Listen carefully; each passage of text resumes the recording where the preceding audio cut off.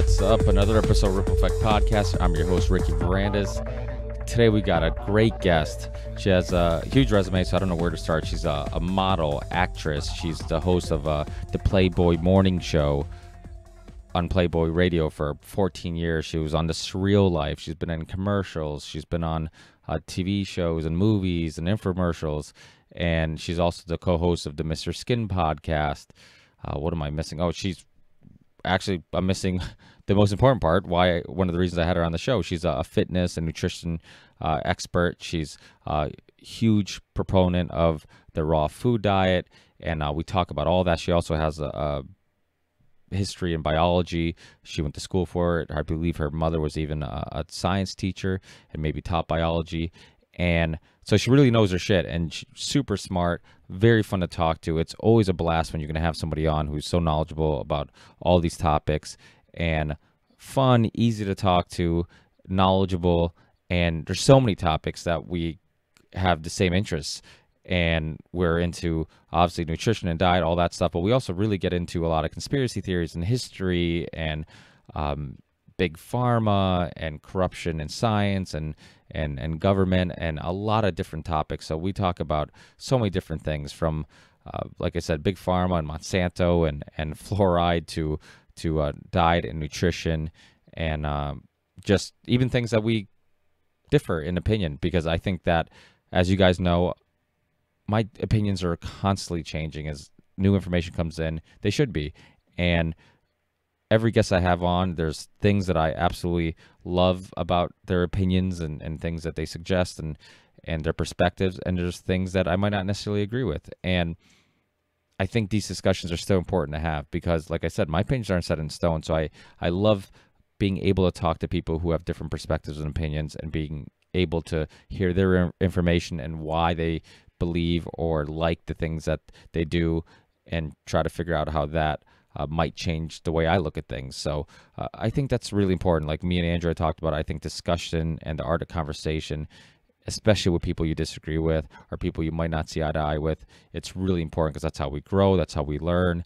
And if we only talk to people that agree with us 100%, then we never learn anything. So, but also just an update on the podcast, we have a live event we're going to do this Saturday, May 13th, for the UFC event.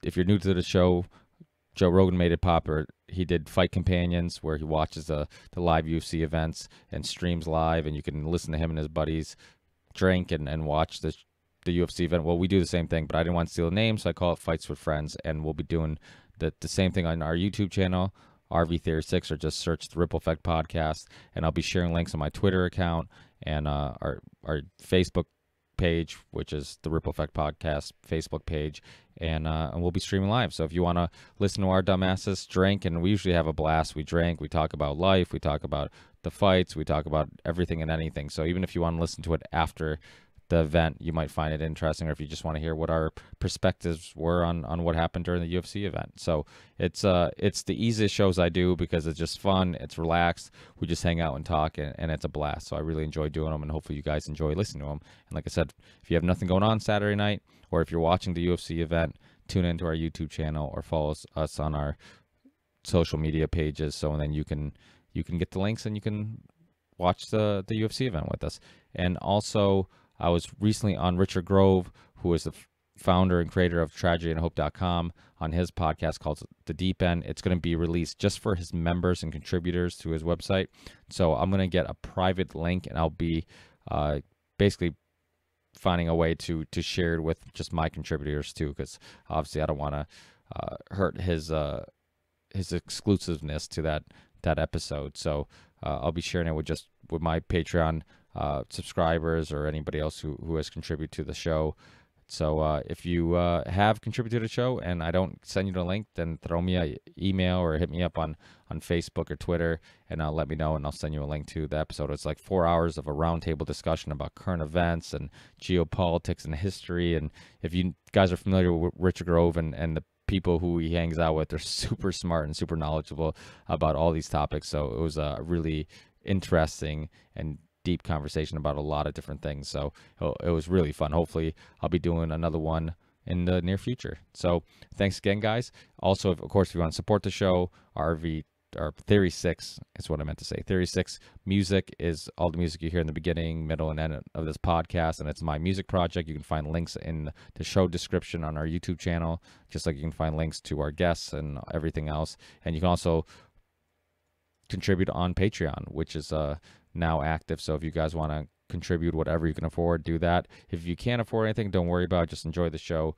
and just share it, tweet it, or rate it, because that also helps. So it's a free way of contributing to the show by sharing it and trying to help expose it to more fans and listeners. So see you on the next one. Peace.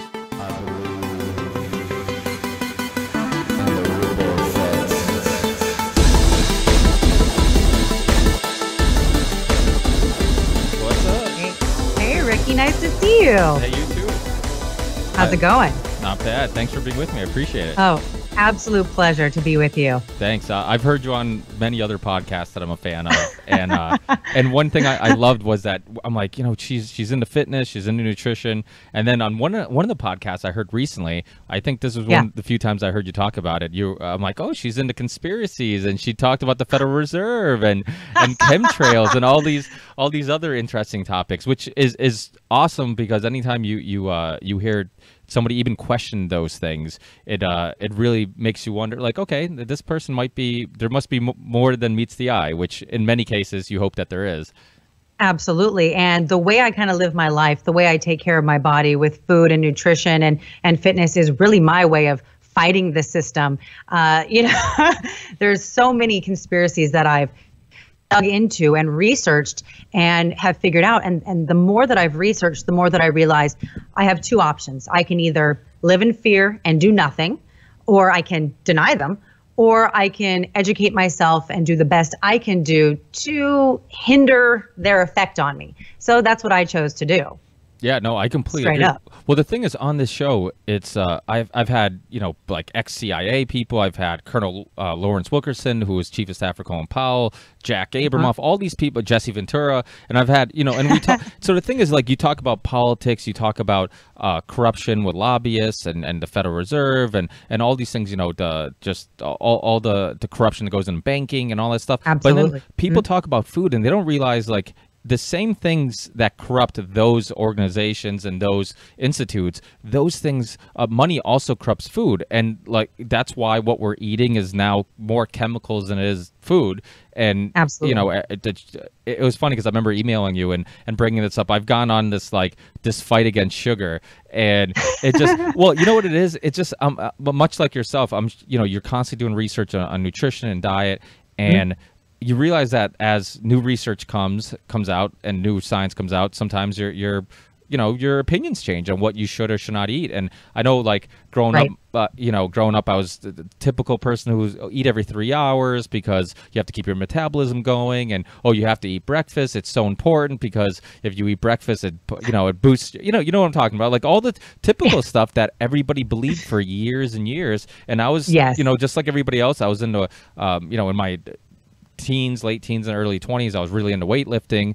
I wanted, I was like 195, and it was working. It was working at the time. So it's like, who was I to question what was working? And 1 gram of protein for every pound you weigh. And then it's funny, as you get older, and like my knees started hurting from playing basketball and squatting and all this stuff. And then I ran into Mark Sisson's work and ran into Gary Taubes, The Case Against Sugar, and like all these people that are really exposing how harmful sugar is. And then the good documentary Sugar Coated, which kind of exposes how the sugar industry kind of hid all this science that proved how harmful it was, and then kind of deflected everybody's attention on fats. Like, hey, people, what you should do is not consume fats. That's what's really bad for you. And that's when you start getting, the low-fat milk, the low-fat sour cream, all this stuff. And it's crazy because it's so against everybody's thinking. You look at like the food pyramid. I'm not sure how old you are, but I'm probably close in age, I'm sure. And you're younger than I am. I looked. Yeah, I'm 34. Oh, you're 34. Okay, yeah. My wife's actually your age. She's 35, and but she's close to your age and my age. And And but we grew up with the same food pyramid, basically. Yes, absolutely. And now you look back at it, and it's like it's fucking nonsense. It's so wrong. It's total hogwash. The people who create our food pyramid are the people who are trying to perpetuate their own profits, who are in bed with our government, who are providing literature for nutritionists, dietitians. It's like, why are the meat and dairy industry and the GMO crop industries telling us what we should eat? It's absolute bullshit.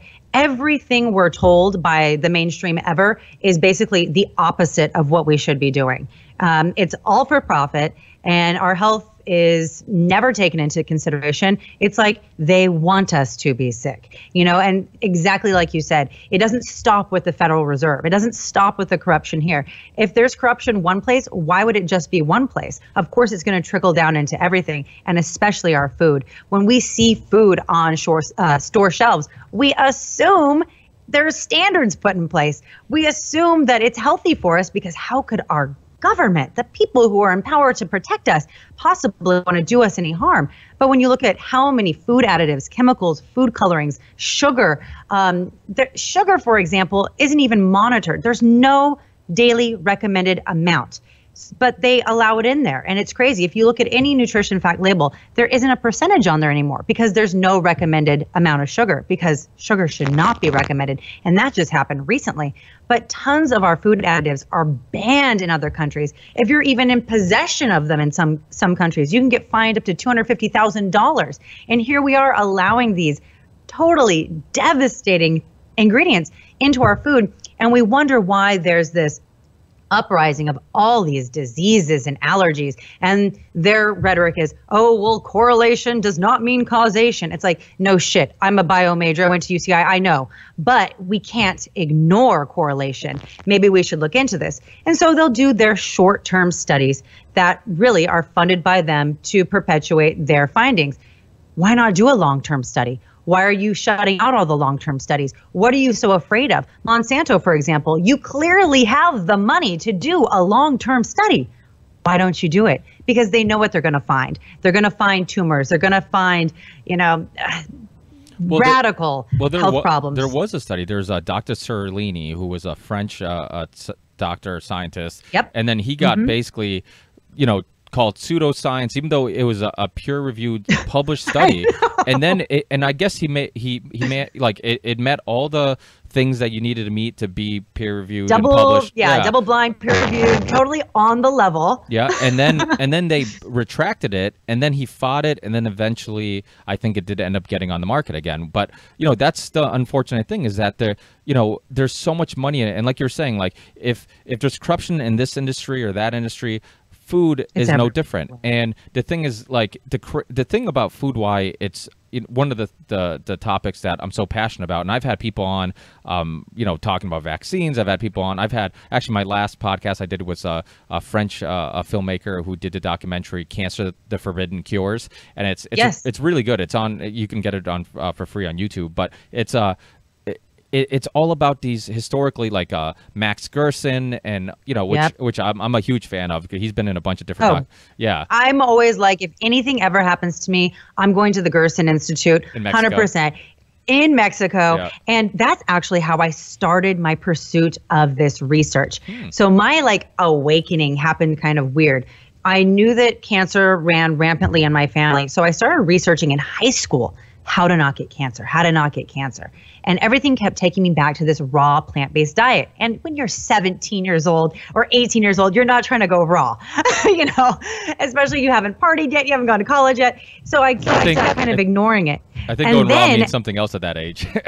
Yeah, exactly. And then I never stopped pursuing that knowledge. And I started to make little tweaks in my diet here or there, or taking this, that, or the other.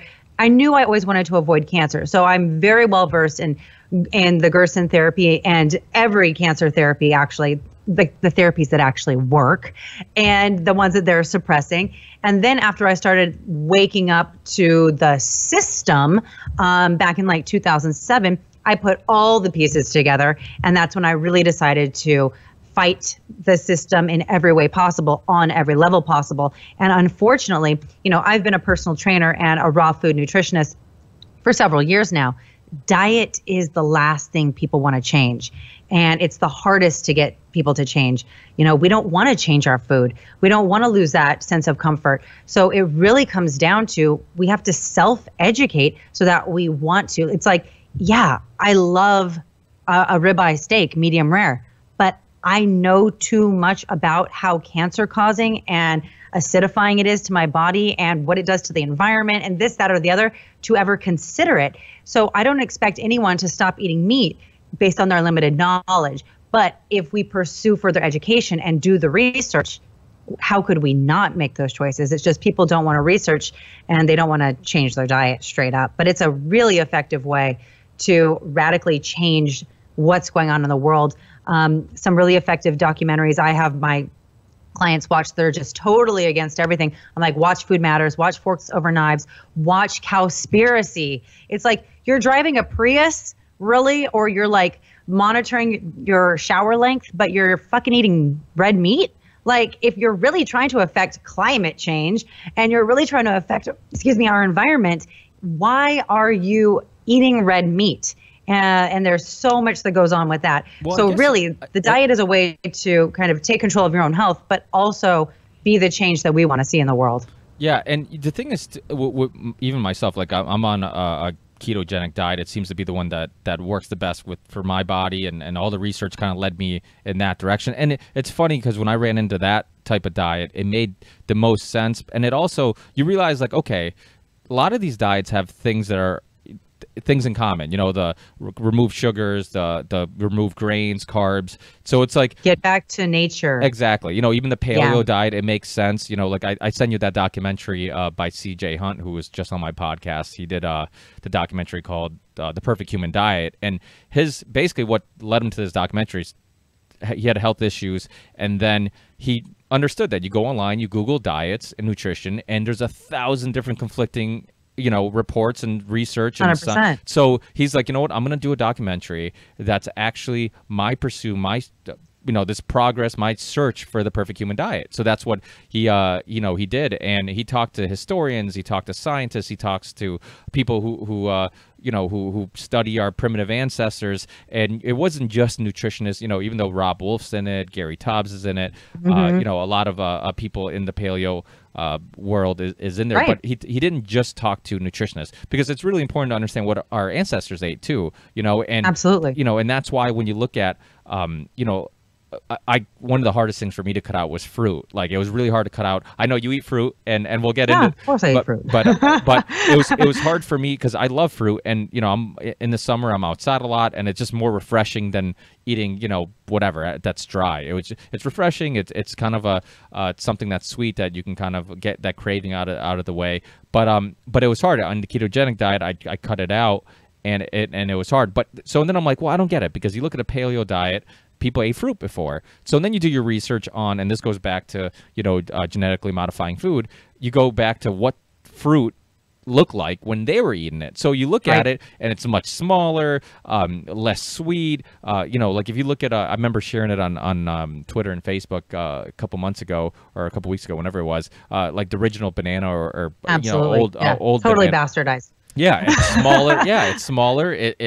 It has all these seeds. Like, it doesn't look edible. You know, you look at it and people will be like, you know, that doesn't look good. So what we kept doing was that we kept making fruit, and you see it now. Like, you go buy fruits and vegetables, they're bigger, but they have no flavor. And so because they're charging you per weight, so they can charge you more, but you're not getting more nutrition. It's not nutritionally denser than fruit and vegetables people used to eat. So it's just basically a big money scam. And there's a big difference. People talk about how genetically modified food, how it's similar to you know, just what we've been doing throughout history of just, like, you know, in breeding bigger fruits and vegetables by just taking seeds from vegetables that grew bigger normally. But that's completely different than changing the DNA, which can have some long-term effects on it, and that we don't quite understand. And like you said, because there's a lack of research in this field, because again, this is like pharmaceutical companies, there's no incentive in researching natural remedies. There's no incentive in releasing research that proves that your pharmaceutical drug didn't work. They actually, I think Chris Kresser, when he was on the Joe Rogan podcast, he talked about this, how pharmaceutical companies actually aren't, there's no law saying that they have to release research that proves anything but that it's safe and effective. So any research that proves that it isn't, they can just hold on and make it disappear, you know, and never mind that, of course, the incentive that these researchers have in these studies in giving, you know, the pharmaceutical company the results they want so they can keep going to them and giving them money. So everybody's in bed together. Absolutely. And it's so terrifying and people just do not want to believe it. But when you follow the money and you do the math, you're like, clearly there's some bullshit going on. Clearly things are not on the up and up, but people just don't want to look, or they have such cognitive dissonance that they refuse. I've shown people the black and white studies that show things are bad for them, and they're just like, no. I'm like, how can, like, there's just such refusal and conscious ignorance of these issues. It's mind-blowing. When we go back to pharmaceuticals as well, many pharmaceuticals, they're derivations of plant medicinal properties. So, but then they chemically alter them so they can patent them. And so a lot of these pharmaceuticals people are taking are actually derivations of plants. So I'm like, why don't we just cut out big pharma altogether and just go straight to the plant? My whole way of living is cut out the middleman and just go back to nature 100%. I do have to say the example of the banana is rare in the fact that, of course, they've totally desecrated what a true banana is. But a lot of fruits, especially if you're looking toward heirloom organic fruits, aren't going to have such hybridization. So typically you want to look for fruits that still have the seeds in them, because anytime you see a seedless fruit, like a watermelon, for example, that's been so hybridized that we really don't want to eat it. So same thing with grapes. So anytime we find a fruit, and there's not a whole lot of them, so we shouldn't poo-poo fruit altogether, but there are some fruits, bananas, the grapes, and watermelon off the top of my head, that we definitely want to make sure we still get the seeds in. And you can still, in some places, find the bananas with the seeds, as shocking and weird as that sounds. They're not always going to be organic, but you can go to Latin American markets or like Filipino markets and find them sometimes. And that's a pretty cool discovery, but not all the time. So yeah, hybridization, I don't have a major problem with, but it's when we go to the hybridization where it's like so far out left field, like the bananas, where there's a real problem with it. And we are so far from nature, we're not getting the nutrients we think we're getting, or we're getting hyper fructose fruits that we're really not supposed to be eating. But I personally believe that fruits are part of our natural ancient diet, and blood glucose levels are imperative for brain health, and our body's designed to run on glycogen, which is provided by fruit. But I also eat a very high fat diet too. So I'm not one of these fruitarian raw diet people that's, 80% carbs, 10% fat, 10% protein. I'm a superfoodist. I eat the highest quality, most nutrient dense foods on the planet for my body and for my goals. And I want to look a certain way. I want to feel a certain way. I want to have a certain amount of brain function. So I'm not going to just eat fruit. I think that's pretty foolish, because then we're not even getting the mineral content that we need if we're just relying on fruit. So again, even if people do want to do a raw diet, they need to know there are several raw diets. There's the frugivores, which are the fruitarians, which I just mentioned. There's the superfoodists like me. There are people who are raw till a certain time of the day. There's high carb, high carb, full starch raw foodists. There's living natural raw foodists, where people only eat foods that are straight alive, that they pull off the plant and they eat. So there's a lot of different types. And what I've done is I've researched all of them over the years and kind of created my own brand of raw foodism that works for me. And that's a superfoodist. I'm going to eat the highest quality superfoods on this planet in the raw, organic, unprocessed form, so I can have the best immunity, best strength, best brain health, and the best life I can have. Straight up, I don't want to get sick, because I don't want to be a slave to big pharma, or a slave to medical bills, or a slave to doctor visits, because you can, I'll shell the money out for organic food, but I don't want you taking my time and my freedom and my serenity by being sick. And I can tell you, I have not been ill at all in a decade. Not a cold, not a flu, not anything. And I don't vaccinate. And I know it's 100% because of my diet and my lifestyle.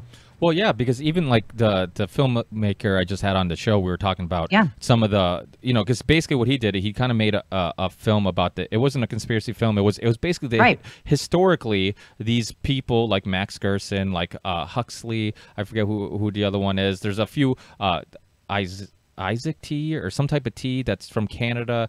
Oh yeah, yeah. And all these different things that historically, like, they've proven to have some success rates. Never mind, most of these things don't actually, like he talked about, and we're like, he called it cancer cures, or the forbidden cures, but really what they are is they increase the strength of your immune system. So the Exactly. best medicine is your immune system. I mean, it's crazy when people, and unfortunately, people want to go to the doctors now. They want to get a pill, and if they don't get something, they feel like the doctor's not doing their job. And it's like, Absolutely. I always try. My mother's like that. My mother, typical. Mine too.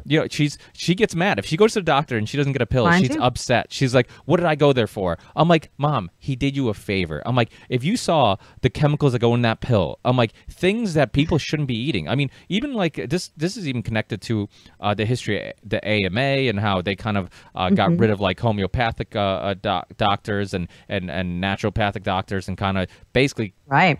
got to the point where it's like, now if you're not this type of doctor that focuses on prescription drugs, and which Chris Kresser has a great metaphor that he talks about the modern health situation. He's like, modern medicine is like having a rock in your shoe, and a doctor, instead of telling you to take off your shoe, gives you a pill for the pain. And he's like, that's what they do. And I'm like, that's exactly right. That's a perfect way of explaining our issue with modern health, is the fact that we're constantly trying to treat the symptom, and we don't get to the root cause of the issue. And I had a buddy who owned a supplement store and vitamin store for a long time, and he actually was on when I had Dr. Brzezinski on, and who's another guy who's been curing cancer since the early 90s and fighting the FDA. And I would go to him for almost any issue I'd had. If I had food poisoning, he gave me active charcoal. If when I had my joints were hurting, he would give me, I would take glucosamine and MSN and chondroitin, and glucosamine is great, and I still take it today, and I've been taking it for years, and it's helped. And but all these things, they're supplements. You also need the diet, and you need to. It's crazy, because Gary Taubes had he was talking about how if you look at a graph, and you look at a graph of how much people exercise now compared to what our parents did and the generations before us, more people exercise now than ever. But because of our lack of diet, our lack of quality of food, so we're exercising more, so this graph is going up, but we're getting more obese. So he's like, what the hell's going on? And a lot of it has to do with the fact that the way what we eat has changed. And I mean, today you go down, you go to the store, and there's a whole aisle of grains and breads. Like, they get their own aisle. I mean, that's crazy. It's such a big part of people's diet, and then, which is hard for your body to digest. It makes you sluggish. You talked about cognitive function. I mean, that's one thing I really saw with increasing my fats, because I think, again, you can learn from all these things.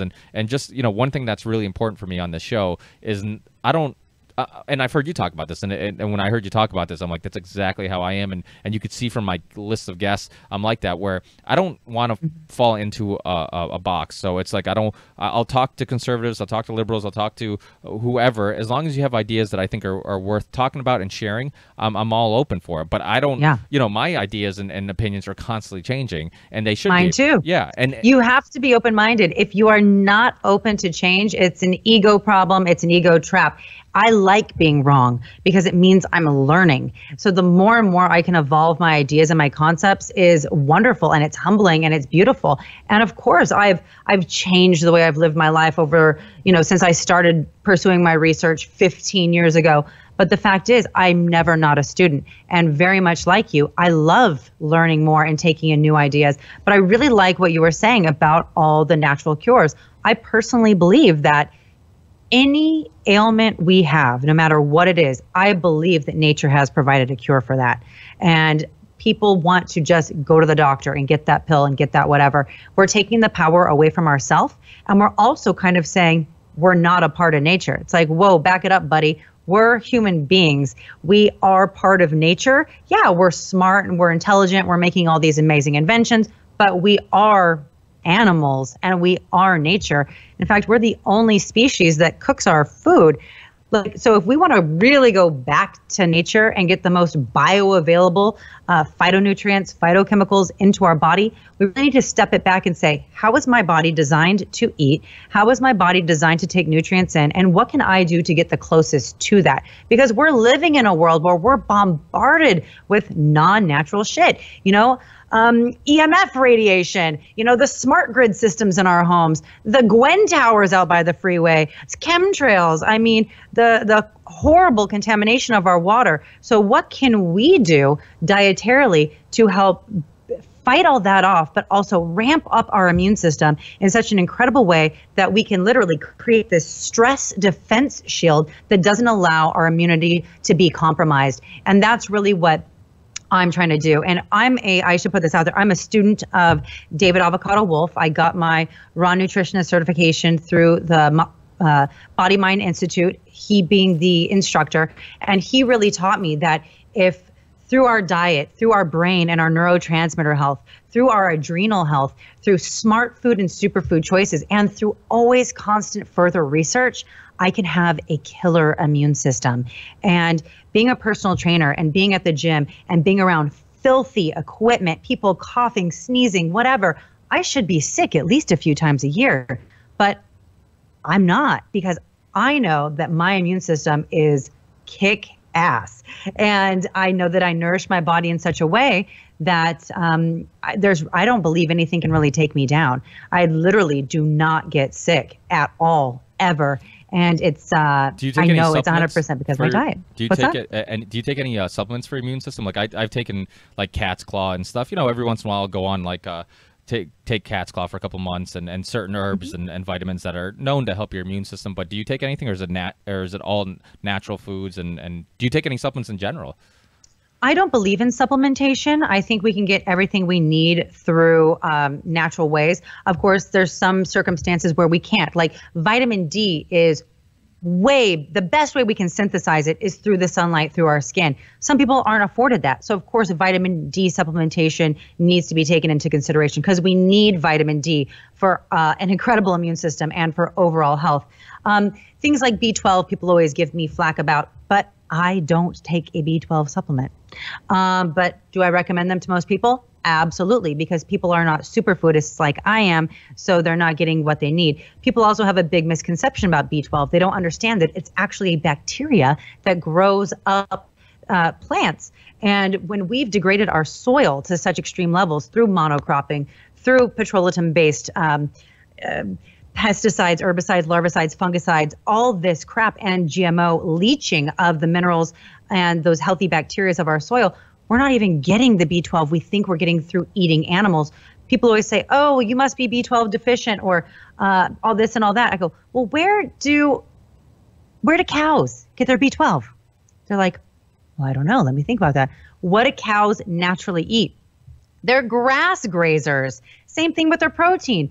I got to eat beef to get my protein. Where do cows get their protein? They're grass grazers. So again, I'm just cutting out that middleman and I'm going straight to that organic source of superfood to get the B12, to get the protein. So eating things like sprouts and grasses are going to kind of fix that problem for me. And I mean, I'm definitely not protein deficient or B12 deficient. I've had my blood levels done, and people were, the doctors and the nurses that were in that office at the time were blown away by my levels and were all running into the room. What are you eating? What are you doing? Da, da, da. I told them I was on a raw plant-based diet and they couldn't get over it. I will say there are things that I do not get into my diet that there is a supplement that I 100% recommend for everyone, and that's astaxanthin. Astaxanthin is absolutely incredible. And because I don't eat salmon and I don't eat shrimp, that's why I choose to supplement with that, because I just cannot get it into my diet. Otherwise, it's a pink microalgae that they eat, and it's what gives salmon that incredible muscular strength to swim upstream and gives them that beautiful pink color. So if I want great muscular recovery, if I want one of the most potent antioxidants on the planet, and if I want the amazing essential fatty acids from that astaxanthin, I do supplement with that. It's really cool. Astaxanthin is what gives flamingos that wild pink color and gives shrimp that pinkness and salmon that pink flesh. It's that microalgae they're eating. And then the flamingos, of course, are eating the shrimp. So yeah, I do take that. I'm as a superfoodist, I get turmeric into my diet a lot, but when I want to go for curcumin, which is the phytochemical extract from turmeric that makes all the magic happen, of course, I do buy a very high-grade curcumin supplementation that I'll take on days that I do heavy lifting in the gym, just because the potent anti-inflammatory effect of that. And I know that inflammation is the root cause of all disease. So if I have really potent anti-inflammatory foods in my diet, or if I can't get them in as a supplement, yes. But it really kind of trips people up when I say I don't take supplements. But let me kind of explain why. I take things like spirulina, maca, cat's claws is in my diet. But I include that in my diet as a superfoodist. So I don't consider it supplementation when it's something that I'm taking in as a part of my diet, if that makes sense. It's like I'm not eating protein, animal protein, but I eat spirulina daily. So to me, it's not a supplement, it's my diet. Yeah. Well, I mean, the thing is, sometimes I've gotten in debates with people and they say how, well, supplements don't have to go through the crucial testing that pharmaceutical drugs do and this and that. And I'm like, it's true. But I'm like, that's because it comes from food. I'm like, what? Yeah. I'm like, cat's claw is a plant that looks like a claw, and that's why it's called cat's claw. Why would you have to test this plant? If you made all foods and supplements have to, first of all, there's already very little money in supplements anyways because it's natural, you can't patent it. So now you make them test and do all this testing. Now it gets to the point where it's just like you wouldn't have any supplement companies because there'd be no financial reason to get involved in it. Well, actually, I don't know where you're getting your information, but 95% of all vitamins that are on supplement shelves are under the synthetic category. So you obviously are getting the natural plant-based good synthetic vitamins, supplements. But I trust you to get the highest quality.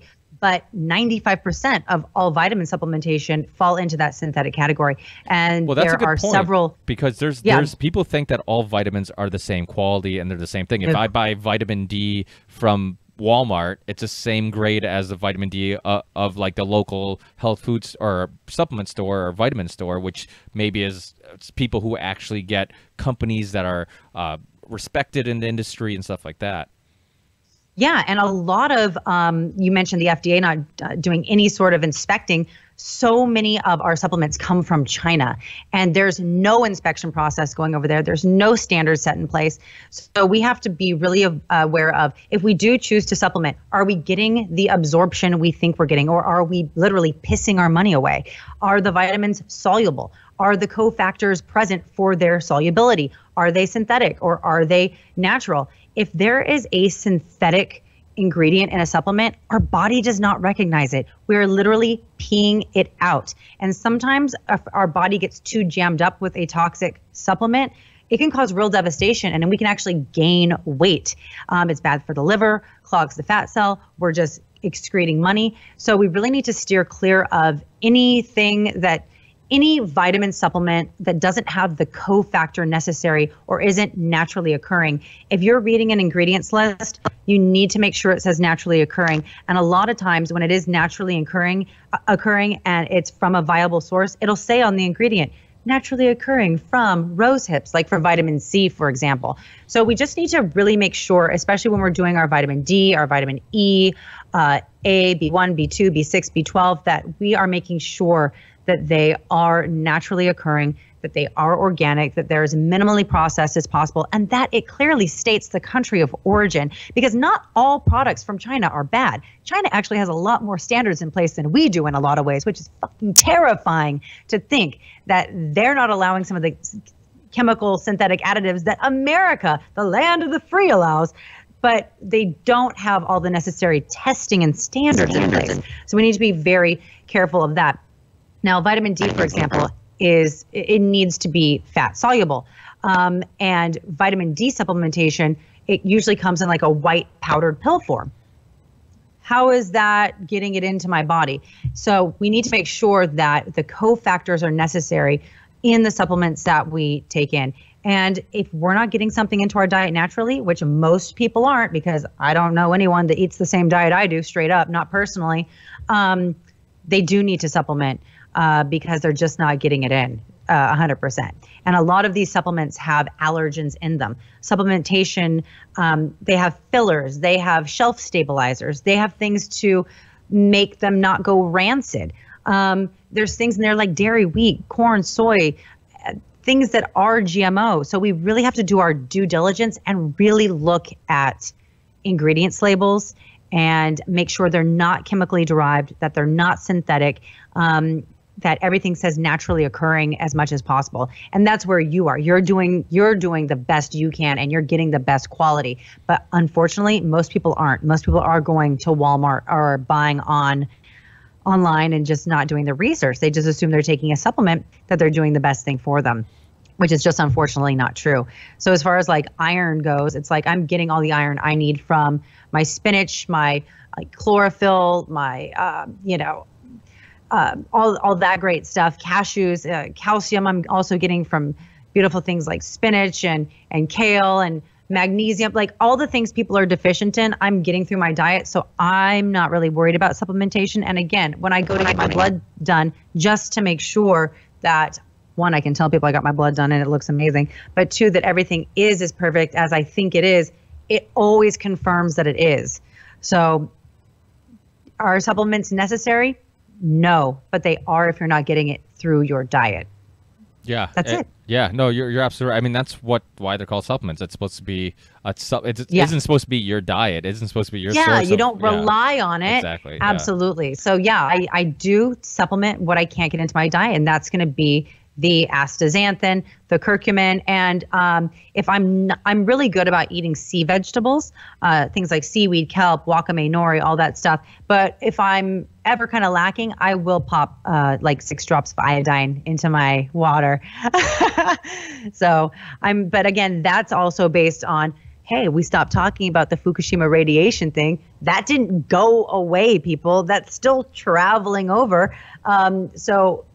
We just have to arm ourselves with knowledge, never stop researching, know that all this, people being in bed with each other, all the profitization over health, it's real, and it doesn't just stop with one thing. We're literally being attacked from every angle when it comes to our health. So we have to protect ourselves from every angle when it comes to our health. Oh, absolutely. When you look at heads of FDA that now work for Pfizer, Monsanto, oh my God. Or vice versa, people who work for Pfizer and Monsanto who now work for the FDA, I mean, it's ridiculous. I mean, Monsanto was a part of the Manhattan Project. I mean, they've have a long history linked with the government, and that's why they have this cozy relationship where they can get away with so much. Yeah. And I mean, look at the Roundup. I mean, the fact that, just people think about it, the fact that you can spray this stuff on your corn and it kills everything but the corn. I mean, what is that telling you? That tells you that we probably shouldn't be consuming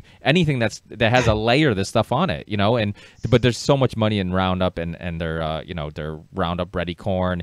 And when chemical companies, who originally made Agent Orange and all these other chemicals now are making our food, I think we have to stop and think. And I think people are becoming more health conscious. It does seem that people are, even if the organic companies aren't doing it because of their moral compass, if they do it for strictly business reasons, because the market now exists, at least they're growing. And, so it might not be for moral reasons. It might be just because, holy shit, people are more conscious now. And right. But at least now there's more companies popping up there doing organic and doing all this stuff. I mean, the fact that they still, don't label GMOs, GMO ingredients and stuff. And I remember California when that big thing happened where they actually scare the crap out of people about, hey, the price of food's going to go up because we have to change our labels. And then such hogwash. Yeah, it of course it is, and so it's crazy. But it does seem like there is a trend. I think we can't be fed this bullshit much longer where you're seeing people. I think they're saying how basically like our generation and younger might be the first generation that doesn't outlive their parents or their relatives. And that's crazy. Well, we have vaccines to thank for that. Yep. We have contaminants in our food. We have non-healthy soil. We have all these GMOs. We have big pharma up our ass on everything. It's like, if it's not going to be the vaccines or the food that's killing us, it's going to be the prescription drugs that people are doling out. In my age group of really wonderful kids, people are addicted to heroin because they were prescribed OxyContin for, you know, like a skateboarding injury or something, and they're dying. It's like they're really trying to kill us. And if anyone hasn't researched Agenda 21, you need to get up on that now. Like, it's not a joke. It's like literally every angle you can take to kind of get us at, they're really trying to get us at. So we really have to do our due diligence and really read that research and not let fear be our motivator, but let that information empower us to make better decisions. Because if I hadn't woken up to the truth, I would be fat, sick, and nearly dead straight up. Like, I was going down a road of toxicity and I didn't know better. I was, even though I was starting to take in information, I just didn't want to believe it because I didn't know how crazy and deep it was. And so as soon as I started implementing change, you know, I run into people I haven't seen in 5, 6, 7 years, and they're like, oh my gosh, you look amazing. What are you doing? I have no Botox. I don't do anything. I don't even get my nails or my eyebrows done, nothing. I literally look incredible because I actually found out about all this stuff. And I'm taking the best things to, you know, not let all these crazy agendas affect me. And I'm actually living a really incredible life because I woke up to the truth. So I think if we kind of have similar perspectives to what I've had is, hey, let's not live in fear. Let's not reject this stuff. Let's really use it to empower us. And we could actually live a really stellar life if we implement different aspects of our lifestyle. It might be a really great thing. And there is a paradigm shift happening. People are waking up. You know, the old rules and the old systems, people are saying this is some bullshit. And unfortunately, it's going at a rather slow pace. And it's kind of misleading because people like you and I will connect and we're like, yes, there's other people out there that know the truth, but we're a very small percentage. So what you're doing is incredible. Letting people know you're not alone. There's other people out here. You don't have to be, you know, I get this a lot. Like, because I'm a raw foodist, people think I have to wear no makeup or not work out, or I have to, you know, I'm a spiritual person. I have to, you know, pay no attention to my body. Abso-fucking-lutely not. You don't have to fit this stereotype that the media has perpetuated about certain lifestyles you have to live. So when we look at like TV programming, for example, we know it's propaganda. We know it's programming. So take these social media things that you're in control of, like Instagram, for example.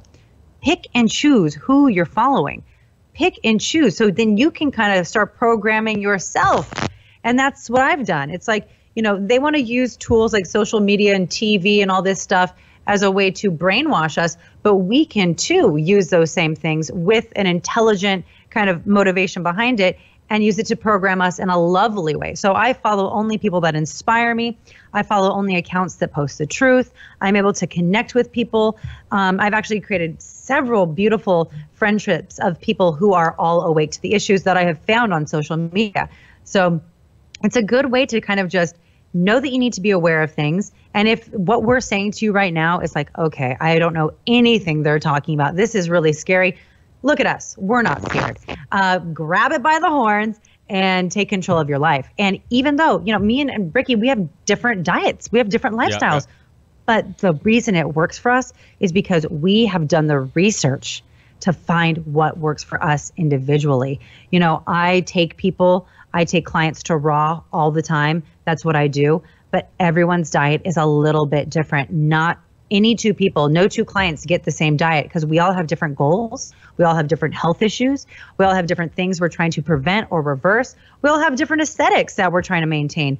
So everyone's diet is a little bit different and it's okay. Again, let's get rid of that box. Anytime there's a label or a box, I'm not playing that game. I don't fit in a label. I don't fit in a box. I am not a label. I'm not what you tell me I am. I am what I create that I am. So, well, speaking of labels and boxes, yeah. Well, you're right. I mean, I think, you know, the important point in what you were saying was you do need to question what you're being told. I mean, I've talked about Edward Bernays and his influence on propaganda, you know, in public relations, and him understanding that most people don't know what's really influencing their decision making. And there's huge PR firms that are. I had somebody on from the documentary The Corporation, which I highly recommend people check out, and it's a Canadian documentary. At that time, it was the biggest Canadian documentary ever released in Canada, and it was all about I think it took like 10 or 15 years to make, and it really broke down. And you know it's a good one. Yeah. Well, and this was, I mean, this came out, I'm trying to think what year it came out, but it was before really, you know, you could find it online and stuff, but it had all the research on the science that corporations use from like colors and smells and certain tones and whatever, all the science that goes into getting you to want their product. And when you look at Edward Bernays, his research, because he was, for people who don't know, I'm sure people have heard me talk about this before, but he's Sigmund Freud's nephew, and he took his uncle's studies, and he didn't just want to understand the brain, but he wanted to understand how to control, manipulate the brain. And that's what PR does today. You know, back in the day, if Cadillac came out with a new car, what they did was they tell you the features it had, and that's how it would sell you the car. But what Edward Bernays understood was you don't want to sell the car, you want to sell the feeling, the image. So you put a guy with a luxury watch on and a nice suit, and what you're doing is you're not selling the car, you're selling the feeling or the image that car is going to give you. So other people are going to look at you like that person. So what they're doing is they're indirectly getting you to buy the product. I mean, he has his hands in why we eat bigger breakfasts. And for a long time, people ate smaller breakfasts or no breakfast, like just a coffee. Probably a lot of it came from like our European ancestors. I'm from, you know, Western Europe. I was born in Portugal, and people didn't eat breakfast. They had a croissant, they had a coffee. You know, that was it. You know, and you come to America, and breakfast is the most important part of your you know, your meals and all this stuff. And it was I was brainwashed like that growing up. Exactly. Breakfast is the king of meals. And you know, so. And he's the one who pushed bacon and eggs to help the bacon and eggs industry. He's the one who pushed cigarette smoking with the Lucky Strike on women by making the green that the packaging was, that fashion color of the season, and all these indirect ways of getting people to buy your product without actually selling the product directly. So, I mean, my point is that I think we do have to question things, and you have to continuously question things, and even question what you're questioning, what you're not questioning, why you're questioning it. I mean, you have to go deep, because the thing is, a lot of times, and the unfortunate thing, people do have busy lives. They're occupied with their chores and priorities and kids and marriages and keeping their personal relationships, you know, going and happy. So you put on TV for 2 seconds, or you're doing whatever, and you don't realize all the science research that goes into this thing, and that's brainwashing you to want something or to think a certain way. And so it's almost an unfair battle. And, you know, Noam Chomsky wrote about manufacturing consent, and this was all based on Edward Bernays' research and his work about manufacturing consent, this idea that you can manufacture it. And it's no different than Game of Thrones. It's the same story, but different characters. I always say it's the same story, but different characters. It's a power struggle. It's about people trying to stay in power and keeping everybody else just servient to them. The only difference is that instead of kings and queens, now we say we don't have a monarchy, but we do. It's the bankers and the corporations and the politicians that do their favors. Absolutely. And everything, just like you said, is these sales and these marketing tactics to go even deeper. Not only does it just completely perpetuate consumerism by telling us we're not good enough, we're not pretty enough, we're not skinny enough, we're not this, that, or the other. It's all subliminal fear mongering to get us to buy. But they're telling us what's sexy. They're telling us what's cool. Yeah, you're trying to sell me on an emotion. You're trying to sell me on a lifestyle, but you're also telling me that that is what that feeling of sexiness is. So like when we look at women and their bodies, for example, you know, no fault of Pamela Anderson, of course, but back in the 90s, everyone wanted the big high profile breast implants because we were told that was what sexy was. So everyone had the big fake blonde hair, the big ass, you know, boobs up to their chin. But then we saw as the landscape and the trends changed, now we're told that having a big fat ass is sexy because Kim Kardashian was super, super popular. Hopefully that's fizzling out. But it's like we're told what is sexy by what is on TV, and these lifestyles and these emotions and what these images they're perpetually throwing down our throats is. And what that does is it makes us insecure, and it allows us to not figure out what's sexy on our own. Sexiness is confidence. Sexiness is intelligence. I don't know about you, but looks are secondary to me when it comes to, do I find someone attractive? So we're just constantly being told all these ideas and all these things that really just perpetuate other ideas, instill this insecurity, make us forced to buy things we don't need, and really make us feel like shit. Well, yeah. Well, I always say it's easy to stimulate my body. It's my mind that's, that's hard to do. Yes. And that's much more of a turn on. And it's absolutely true. I mean, it's hard for people to kind of, I mean, it's telling somebody that their whole life view or what they've been told is a lie. And I think your first reaction is to fight back. It's a hard pill to swallow. It is, yeah. And the first reaction is to fight back. I mean, if somebody tells me today that, hey, your whole life you've been told the sky is blue, but it's really purple. And I'm like, what the fuck are you talking about? Your first reaction is to resist. And I think, but planting that seed is important, because I think I've had conversations with people, and I've done, we'll talk about JFK assassination. We'll talk about, which I've done podcasts on. And, but then you talk about like September 11th, or you talk about something else that's more recent, and people initially, because they saw it with their own eyes and they don't want to, they're more emotionally attached to it. It's like, no, there's no way that the government let it happen or had a hand in it or whatever. And I'm like, I don't know, man. I've had a lot of researchers on, and just the last podcast I did with the Italian filmmaker, he did one of the best documentaries on it called 9/11: A New Pearl Harbor, and it's 5 hours, and it's 5 hours, and I mean just years of research. And what he did, he took the official story, then told you how it didn't make sense, then actually took the debunker that tries to debunk, the unofficial story, and then he does another part where he tells you how the debunker's information is incorrect. So it's a lot of, but he dissects every part of it, where he basically wanted to do a final like film where it's just like, okay, I put everything out there and you can't argue this. And I mean, just look at the basics. Like, I mean, how did Tower 7 fall when it's the only skyscraper that's ever fallen with just fires, basically, and it wasn't hit by anything. I mean, any engineer, and that's why you have, Richard Cage and the architects and engineers for 9/11 Truth. I mean, any engineer, architect who looks at that will tell you when there's resistance, it shouldn't be coming down at almost free fall speeds. And the black boxes were never not found. At all. I mean, these buildings were designed to bear an impact anyway. Yeah. I mean, we could go into 9/11 conspiracy all day, but it's the people don't have the willingness. Like, this guy created this 5-hour documentary that will dispel any myth, that will put you in your place and get you to open your eyes. But I deal with people that will watch it. I just don't believe it. I'm not doing it. And it's just like you said. If you figure out one thing is wrong, you have to realize everything is wrong. And people don't want to deal with that massive change. But it's so freeing and it's so liberating. And I always tell my people, you only have to change one thing, everything. It's just, but it's so true. But you will live a better life having your eyes open. But it's, how do we get people to have that willingness to learn? And I know for me, when it came to opening my eyes to the heavier stuff, a friend told me, and it was about the Federal Reserve. And my first reaction was, yeah, right. There's no way. You're tripping. And he took me to a computer, pulled it all up, and it's all there. If people research, everything's in black and white. It's hiding in plain sight. Just look. And I was like, oh, okay, well, that was devastating. And you're absolutely right. Sorry for me calling you crazy and denying it. But sometimes you just have to show people. And everyone has their own story. Everyone has their own trigger. Everyone has that one thing that's going to wake them up.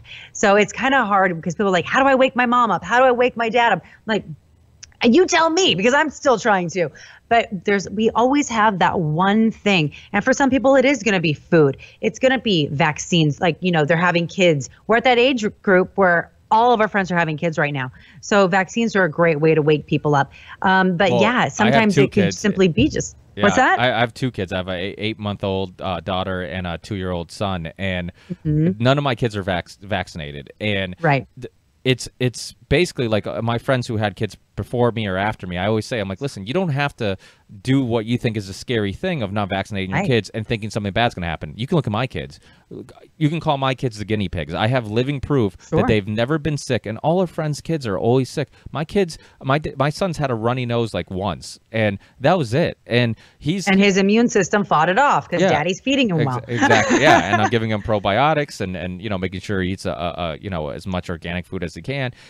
But it is scary because you go to a pediatrician's office and they scare the shit out of you. Like me and my wife got in a. They will bully you. Oh, they will bully you. I remember when right before my son was born, I've shown all my wife all this information. I had John Rappaport, who was one of the first journalists that got on top of this CDC whistleblower story. So I had him on, and I'm consuming all this information, and I'm like, and then I'm showing her these documentaries and stuff like that, and she's all on board. And then the first pediatrician appointment, at the hospital, we she was on board with like, okay, don't touch my kid with any vaccines, Right. We're gonna wait, and then we go to the pediatrician, and of course they bully us. So they bully her, and they're like, oh, there's no research to prove that they're unsafe, and you're putting your kids in harm's way by not giving them these. They make you feel like you're a bad parent because you've done your research, exactly, and then you end up vaccinating. I'm so glad you guys did not end up doing it, because I have heard so many similar stories where you've done the research, you go to that appointment with the decision made, we're not doing this to our kids, and then you go and get harassed by the doctor, called a fool, called negligent, called stupid, and basically they feel shamed into vaccinating. And I know several parents with vaccine-injured children, children that are chronically ill, children that, have some issues that they didn't have before they were vaccinated, that were very clearly marked, hey, they were fine. We went in for this round of vaccines. They're not fine. They're different. Well, what they don't tell you is that there's a vaccine court, which I think happened in the 80s. I talked about this recently with Del Bigtree, who he was the filmmaker who did who did the documentary Vax, and I had him on.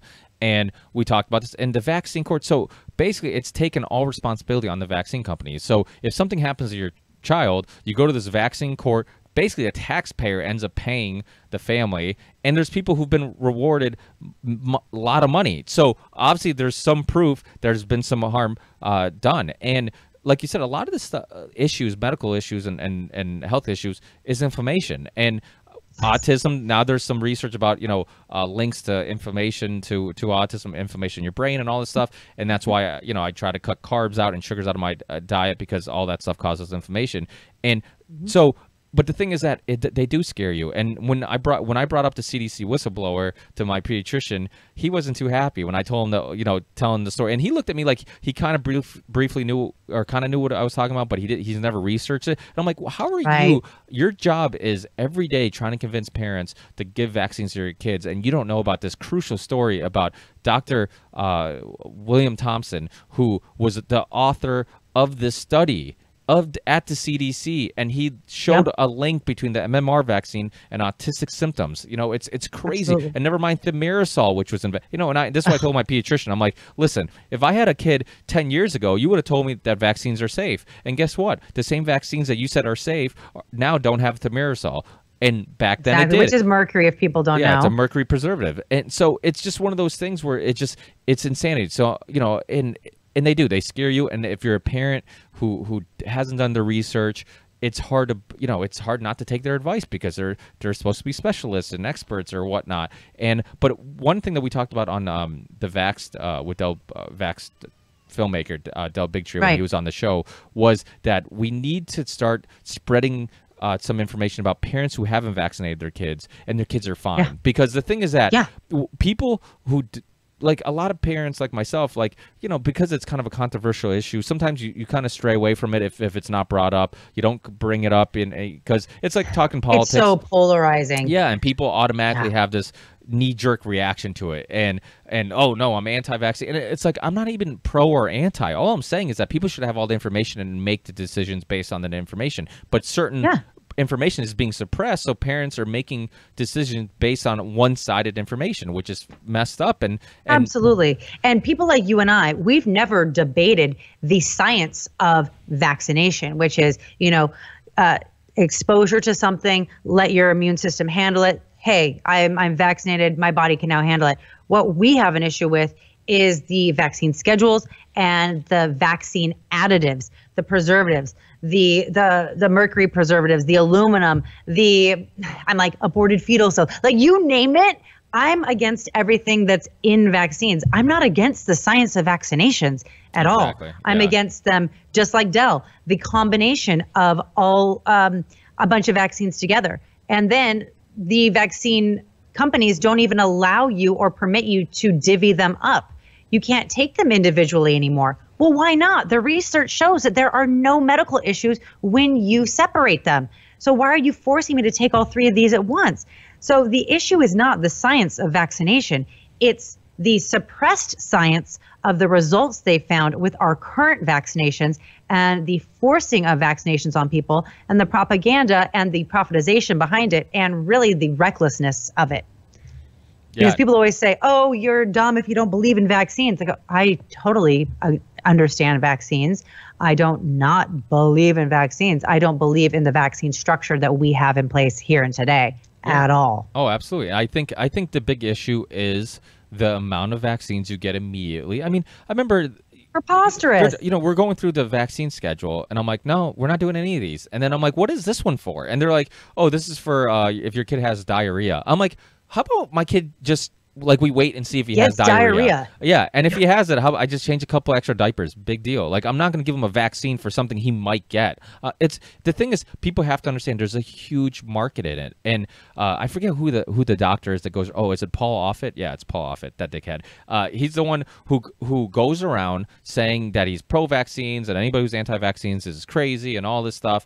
And what people don't know is that he has a patent for a vaccine, and he doesn't disclose this information. So he has it's a total conflict of interest, like everything else. Yeah, and so it's insanity, and it just you look at. But we're the crazy ones. Yeah, I'm sure you know people who've had the flu vaccine and have gotten sick, and it happened to my wife's grandmother. She got the flu vaccine, got sick, had to go to the hospital, and I'm just like, it's crazy. Like, just you don't need to put, and again, and this goes back to what we were saying earlier, which we do understand that your immune system is your best defense, and the idea of you're putting the virus in your body, your body's immune system is naturally fighting it and creating the antivirus to fight it. Like, we understand that science, but the issue isn't pro or anti. It's the fact that how much there's no research that really I mean, first of all, perfect example that there's no research to prove that vaccines are safe. You would have to give a kid a vaccine, then shoot him up with a virus to see if it worked.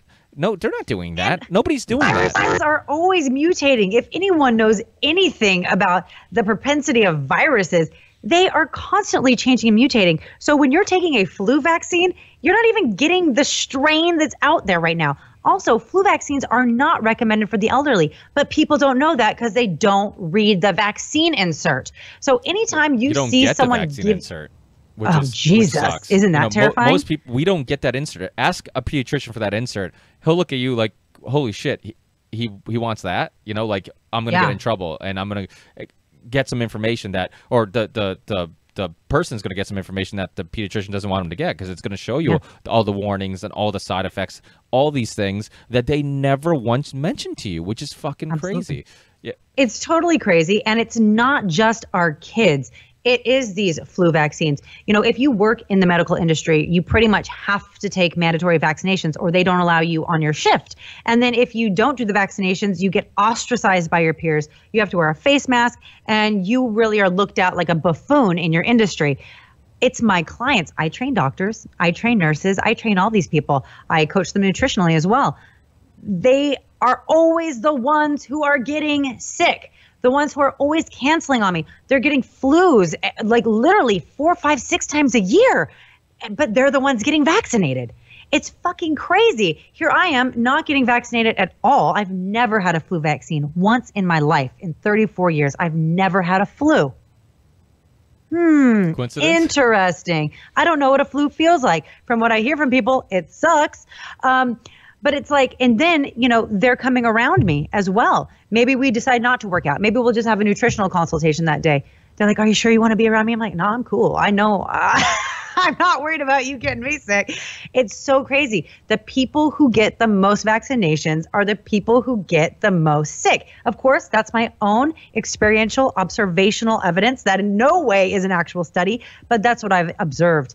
And it's absolutely crazy. I will also say I do have clients. I have one off the top of my mind right now who's a doctor who went against the grain, and she didn't do vaccinations. She's actually gone my route, where she's a mostly raw plant-based superfoodist, and she has lost so much weight. Her sleep is deeper. She's not getting sick. And now she's actually starting to open the eyes of some of her colleagues and her fellows. So I think the more that we kind of lead by example, and again, you said parents of these children that aren't vaccinated, instead of berating others, show how amazing your kids are doing, promote what we love instead of bashing what we hate. Show that there is beauty and truth and harmony with nature when our children aren't necessarily vaccinated. And there's also, homeopathic types of vaccinations people can do for their kids if they're really worried about it. So there's a lot of options out there, and we just have to let people know that you can be healthy, happy, sexy. I mean, you and me, come on, here we go. And feel and look amazing by not being a slave to the system straight up. Yeah. And I talk about how the government and pharma and, because basically the vaccines are created by pharmaceutical companies, which we all agree aren't ethical. I mean, there's tons of just articles of them increasing the price of cancer, drugs and them sending drugs that were banned in America overseas. And oh my gosh, isn't that horrible? Yeah, I mean, there's so many, and like you talked about the heroin epidemic, and I live in Massachusetts, which is huge in Massachusetts. And I've last year and the year before, I went to 3-4 funerals for heroin overdose, people that were our age or younger. Yep. And but the thing is, everybody's like, oh, we have a huge heroin problem. I'm like, no, we got a pill problem. These kids, and it was funny because during the presidential debates and all this stuff, one thing nobody ever talked about, even though it was a huge story at the time, was the heroin epidemic and the pill epidemic. And that's because nobody wanted to put, basically shine a light on an industry that spends so much money on lobbying and for campaigns and all this stuff. But pharmaceutical companies and government and corporations, it's like a spouse who cheated on you and then lied about it. It's like, if they keep cheating, like, are you going to believe them, or are you going to be more skeptical next time? Like, next time, your husband shows up with lipstick on his shirt and stuff, you're not going to I don't know. He just lied that once. Yeah. I trust him now. Exactly. That lipstick came out of nowhere. And that's kind of the way what I tell people. I'm like, listen, it's not about being a conspiracy theorist or a skeptic, but it's about, once somebody has lied to you that many times, like, now they've lost their ability to be innocent until proven guilty. Now they're guilty until proven innocent. And the way I look at it is that, pharmaceutical companies, how many drugs are put on the market, and then within a year, and these are drugs that supposedly are going through these studies. Met all the rigorous testing. Yeah, exactly. And now we're taken off the market, and now you see a commercial for a law office that says, hey, has your friend died of this or drug? We can get you some money. It's like, wait, how can this drug be FDA approved, get put on the market, people died, and then taken off the market? It's like, that's... Dude. You just made me think of something real sketchy. So I know people, and I tried to do research on it before I ever brought it up, but I'll tell you, and all your listeners, they are doing drug testing trials of people that don't even have the illnesses going on in downtown LA, like currently. And they'll let you, in exchange for a room and board, be a part of these trials. So I went on the website. I tried to find them all. I can't find them all, but I know people in these trials that are doing it for a free place to live, and they're really targeting the homeless as well. And that's how they're getting their studies passed. And it's fucking terrifying. So all these studies that are going on, they're not what we think they are. They're not done in, hospitals with willing participants all the time. A lot of times it's homeless people or people that are impoverished, and they're taking advantage of them for a free meal and a free place to live. And it's really, really terrifying. These people don't even have these true illnesses. And my one friend that I'm specifically thinking about, he was feeling really sick from the drugs that they were giving him. And so he just stopped taking them, but told them he was still taking them. So it's like, so yeah, this person didn't die. Okay, yeah, because they didn't even take the pill. So there's a lot of crazy stuff going on. We think, we spend so much money on this war on drugs, right? But here we are, Big Pharma is the biggest drug cartel I've ever witnessed with my own eyes. What kind of drugs are we really banning here? What kind of war? We're having a war on consciousness. There's a war on psychedelics. There's a war on mushrooms, acid, marijuana. Yeah. It's like, so you're not going to let me, even though I don't even smoke weed, I used to, but it's like, how about this? You're not going to let me go in the woods and trip balls on some acid and become one with the universe for a few hours, but you're going to give me oxy, which is in a week going to make me have a serious reliance and dependence on, so that I have to go hit the street and buy heroin. Okay, so it's like people need to really open their eyes and just look at the truth and the perspective. Alcohol is totally legal. Look at drunk driving and the amount of death and bad decisions that happen with that. Yet puffing a joint is illegal. It's like no one's getting into devastating smoking and driving accidents. Not that I'm perpetuating at all getting high and driving, but when we look at the amounts of death and issues that happen with drinking, and then we look at the results that happen with psychedelics, they're incomparable. There's no relativity at all. It's just, but that's where we're putting all of our money and all of our efforts. And people that are, taking up space in prisons are one-time drug offenders a lot of the time. And they get 23 years for having an ounce of pot on them. It's like, what? Really? So you really have to look at, it's not one thing. It's everything, well, I think which is Nixon had a tape, because he used to record everything of him saying how the war on drugs was basically trying to lock up minorities, which makes sense. Absolutely. Because it couldn't be more obvious. I had Rick Ross on, the Freeway Rick Ross. And yes. I mean, this is a guy who was one of the biggest drug dealers in American history, was doing time for drugs that the government were flying in and giving to him. He didn't know this Absolutely. Until Gary Webb in the 90s exposed this. And he's like, hey, those drugs you were getting really cheap? There's a reason why you're getting them cheap. The CIA was flying them in, and this guy ended up getting out of prison. But that's how bullshit the war on drugs was. That they were blocking people. It was all for politics. Exactly, and it was all for the Contras in Nicaragua and all that stuff. And then there's, like you're talking about psychedelics. I had Dennis McKenna on, who's the brother of Terrence McKenna. Oh, great! Yes, yeah. Awesome. Yeah, and Dennis McKenna. There's a good documentary that he's in called Neurons to Nirvana. I believe it's still available. Oh, I think I've seen that. Yeah. Yeah, it's on Netflix, and it goes into the science of and he's a genius when it comes down to this. I mean, he kind of blows my mind when I talk to him. But he talked about all the medical benefits of MDMA and all these things that could have. But because of them being illegal and all this stuff, it was hard to do research on it. But if we expanded our research to those plants, because a lot of those plants and drugs, for lack of a better term, if they're not the street version of them, there could be some benefits to them. Ecstasy, I think they've had some great results with PTSD and absolutely. So it's really interesting. And like you were saying, and I'm the same way. I'm not a pot smoker, or at least I haven't been since I was real young in my teens. But yeah, since like freshman year of college. Yeah.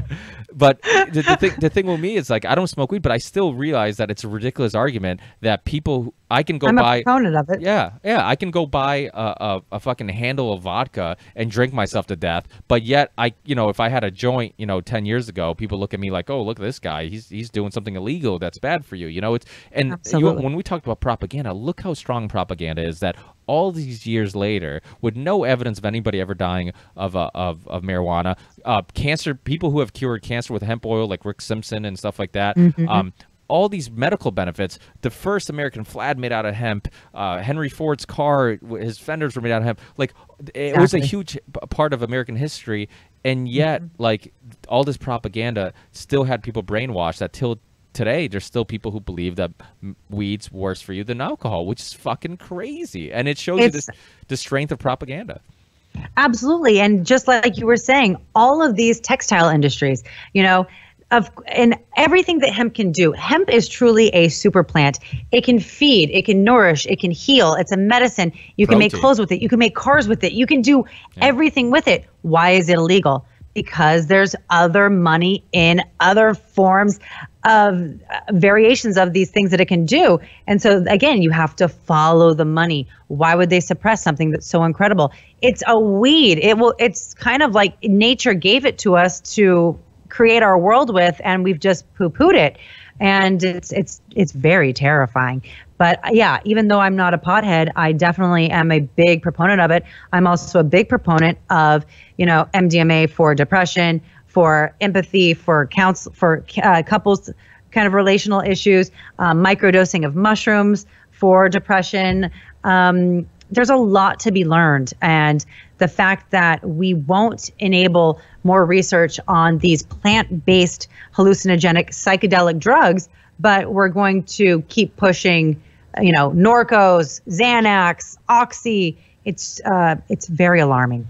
Oh, people need to wake up. Oh, it is. Oh, absolutely. And the thing is, a lot of it's not even the doctor's fault, because they go to the university and they're just basically regurgitating the information that they were told. And there's some doctors that have broken through that. I've had Dr. Gregory A. Smith on, who he did the film American Addict, and he's very outspoken about pharmaceutical drugs. Yeah, and of course Dr. Brzezinski and has been on, and then I'm a big fan of like Dr. Andrew Wild, and these people who are really willing to going against the grain and look at all options.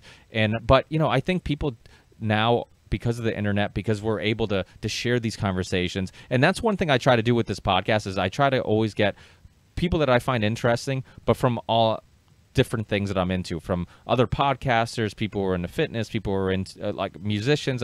I'm a big metalhead, and I like electronic music, so I've had some metal bands on, and I've had some electronic music. But the cool thing is I'll get their fans who don't really talk about these topics or listen to these type of conversations. They'll be like, okay, cool, yeah, I like Fear Factory, let me check out some of his other podcasts. And then next thing you know, they're exposed to this, and like, holy shit, or James Corbett, who's a great, I don't know if you're familiar with James Corbett's work, but you should be. I don't know, because he's done professionally, I've done so much research. I'm not like you where I retain all the names. I do it, I learn it, I'm like, this yes or no, and then I kind of open up my brain for new space. Who is this? The name sounds familiar. Yeah. Well, believe me, I'm not. I think I'm pretty good with You're names. good with retaining it, because I'm like I know I did this research and I know this, that, but I can't remember the facts. Well, a lot of it's like the problem is we're overstimulated most of the time. We're getting so much information. You go online, it's like I've done it sometimes where I go online and I'm researching this, and this leads me down this rabbit hole and that rabbit hole, and then like an hour later I'm like, holy fuck, I didn't retain any of that. What the because you're just getting so much information. It seems like reading a book, anytime you can convince yourself to actually read, which is hard to do, but anytime you can actually do that, it seems like, because you're taking in information a tad slower, and you're focused on one topic or one subject, you retain it a little better compared to like why I actually learn better through documentaries and podcasts personally, from listening and seeing. But James Corbett's awesome. He did you were talking about the Fed. He has one of the best documentaries on the history of the Federal Reserve called Century of Enslavement. And I forget what the subtitle is, but if you look up Century of Enslavement, he's done some just great work. I've had him on multiple times, and he just does amazing work. But people will get exposed to him and other people I've had on, and that's kind of the goal. And the thing is, the idea is that you meet somebody like yourself who maybe people aren't, they might know you from the Mr. Skin podcast or Playboy or whatever. Yeah. And then they're like, oh shit, like she's talking about all this other stuff. Let me kind of look into this stuff. So you're you're doing huge, because a lot of times where I don't want to be an echo chamber. I don't want to only have people on who already are familiar with this stuff, but like somebody like yourself who's outspoken about these topics and are willing to talk about big pharma, vaccines, GMOs. You're getting a lot of people who might be a fan of your Instagram page, might be a fan from Playboy Radio, might be a fan from hearing you on Joey Diaz's podcast, or I know you were on the Attack with Kevin Pereira, stuff like that. People are gonna be like, oh shit, like this chick's talking about stuff that I don't expect her to talk about. Let me look into this. And she sounds really intelligent and smart. And she's not Alex Jones, screaming and sweating while she's talking. Like she might have actually done her research. I can be. No, just kidding. I love it's so funny because when you first start learning all this stuff, you actually are a little Alex Jones. You're like, you want to tell everyone, and you're like, oh my God, no. But then you calm it down and you realize, like, hey, panic is not the answer. And honestly, what he's doing in a lot of ways is more inciting and exciting and is damaging in some ways as well. Yeah. So you kind of just have to be you, stay true to who you are. And again, surprise people. A lot of my fans, some of them are disgusted by my openness. And really? Oh, yeah. And I'm like, bye, bitch. Like, if you want to unfollow me, unfollow me. Like, your ignorance doesn't affect me. I would hope I can plant some seeds. And I will say, like, I hope you'll stick around just so you can keep an open mind and learn. You know, I can lead a man to information, but I can't make him think. So if I just keep planting those seeds, and I feel like I've done a great job of being kind of like a liaison. It's like I've had this crazy Playboy TV and radio following for over a decade, and print for, 14 years. And I keep dropping these little seeds of knowledge, and I've had several people be like, oh my gosh, I was just a fan of yours because I like your whatever.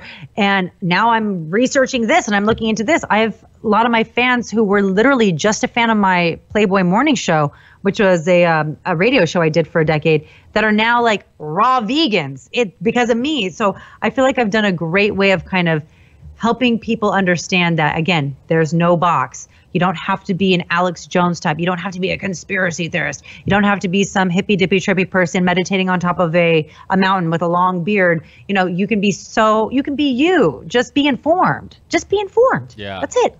Yeah. And I think people like, ourselves who don't fit the mold of maybe a conspiracy theorist or somebody who's questioning government or corporations or whatever, I think it does help, because it's like, okay, these people seem normal. They don't seem to be, thinking everything is a conspiracy. And the way I look at it is, the problem with Alex Jones, and I've talked about this with guests on my show who've been on his show and friends of his, and that he does do some good, because a lot of times when you're researching this information, he does have some good information. Absolutely, I agree. And some good documentaries, and it can plant the seed. It can kind of get you down that rabbit hole to start researching other stuff. But then when he starts connecting dots, like you said, he can do more harm than good sometimes. He connects dots that aren't there. And the unfortunate thing is that there's a lot of real conspiracies. There's a lot of real corruption. And like I always say, I'm like, I don't know if Obama's a reptilian. So let's focus on the fact that he continues the drone attacks, the fact that he never shut down Gitmo, the fact that, let's focus on the things that we can prove, the fact that his parents have links to the CIA and so all this stuff that we know exists. And if we can focus on that stuff, then people will listen. But once you go over the top and you're going crazy like him, and even the fluoride thing, for a long time the fluoride conversation was like, oh, that's crazy, and now people are much more open to it. But Alex Jones, I mean, again, this is the thing he gets credit for. He's been talking about fluoride forever, and when people are doing the research now and like, holy shit, it's a byproduct. It's not even it's not a natural it's chemical thing. Waste. Exactly. People, don't put it in your damn body and think, why are they putting it in our municipal tap water? Yeah. Why would they be putting that in our water? They don't want us healthy. They want our IQ lower. They want us docile and dumb and have our critical thinking turned off. The reason there's so much suppression going on our brain power, on our consciousness, on our immunity is because they know how powerful that we are. And they know if we open up all these human beings in a unity consciousness, all of our power, we're going to take them down. So there's always just this constant suppression going on. And yeah, I didn't even think about the fluoride. Fluoride was also one of those first things I started researching, which was what really got me into the diet I have now, because I'm like, okay, I'm being really over polluted with all these things. How do I get it out? So for me, a raw diet is a detoxifying diet. You're always detoxifying. So that's why I choose to eat raw and teach others how to eat raw. It's like, how do we get this crap out? And if people just want some super simple tips, eat as much cilantro as possible, eat as much red cabbage as possible. Those are two super simple foods you can just put into your diet that are going to help get the heavy metals out. And of course, there's always more research you can do, or if people want to hit me up, I can help you. But know that it's not always as complicated as we think. We just have to know what to do and know who to ask. Like you said, I think dieting can be kind of scary for some people, and it's intimidating, and it seems like, oh, I have to calorie count. But much like yourself, calories. Yeah, I mean, much like yourself, I try to, as long as I eat good stuff, I don't ever count my calories. I'm like, as long as I'm eating good foods, my body will tell me when it's hungry and I feed it. And as long as I give it good foods, I don't have this spike in blood sugar, which makes me hungry an hour later. And 100%. And you don't have to. And the other thing too, which I've heard you talk about on other interviews, which I think is really important, is that you don't work out that much and you're super lean, and that's all because I mean, the thing is that, you know, for people who are watching this on YouTube, the thing is that diet is 90% of the battle, and you don't have to. I mean, I see it all the time. I'm sure you go to the gym, I see people who are a little heavier and they're working their asses off and they're sweating and they're working out harder than I am, and they're there longer than I am, and I see them week after week there and month after month and year after year, and they're not changing. And I'm like, you know what you're doing? It's not what you're doing in the gym that's incorrect. It's what you're doing outside this gym, and that's eating like shit. The gym is the easy part. Anyone can work out an hour a day. It's the other 23 hours that are making us fat. That's why, honestly, and this is only because I've been busy, I usually like to work out one time a week. I haven't worked out in 2 months. Really? 100%. I have not worked out in 2 months because I've been so busy. And I'm feeling like, oh, I'm not as strong as I want to be. And I'm feeling like that real itch that I need to go work out again. But it just goes to show protein maintenance, getting all the bioavailable amino acids into our diet. As long as you are smart about your diet, it's really easy to maintain. Our body doesn't want to degrade and eat our muscle as a protein source. Your muscle only starts doing atrophy, or the breakdown of it, when it's desperate, when it's gone through glycogen, when it's gone through fat. So you can maintain your muscle in a beautiful way without feeling like you have to be on a bodybuilding workout regimen. We have it twisted backwards. And again, it's because we're told that it is the gym. It's the supplements we take. It's the pre-workout we take. Oh, we need this Mega Blast, Mega Fuel Flex protein powder and this amino acid and this da-da-da-da-da. We're not giving ourselves the power. The secret is there is no secret. You have to eat the most nutrient-dense food on the planet. You have to eat clean food. You can eat unlimited food. I haven't counted a calorie in God knows how long. I don't watch portion control at all. My typical body fat percentage is anywhere from like 12 to 15 on a bad day, probably 15 now. And that's without any effort. That's eating a diet of abundance and not giving a shit if I eat 2 full-size raw pizzas in one day, because I know that when you're eating pure nutrients, it doesn't ruin your aesthetic and it doesn't ruin your body. And it's the people who are working out all the time and not getting the results are the people who just cannot get that click of, I need to change me, my habits, my diet. We want to put our power in our trainer, or like, oh, my trainer's not getting me results. Nah, bitch, you're not getting you results, because I can train 2 people the exact same kind of training protocol. If one person follows my nutritional advice, they're gonna get to their damn goal quick. If another client does not change anything, they're gonna probably lose like 5, 6, 7, 8, 9 pounds, but they're never gonna get to their goal. You have to change the diet and you have to keep it simple. It's not about what can I add in, it's about what should I not be having. People always say, oh, what supplement can I take? What protein powder do you recommend? What this, that, that, that. Like, just eat healthy food and you'll be good. So I'm so glad that you've tapped into that. And I'm so glad there are people like you and me that are walking, living proof. Obviously, I'm a proponent of working out. Me not having worked out in 2 months is not normal. I've just had a crazy busy schedule.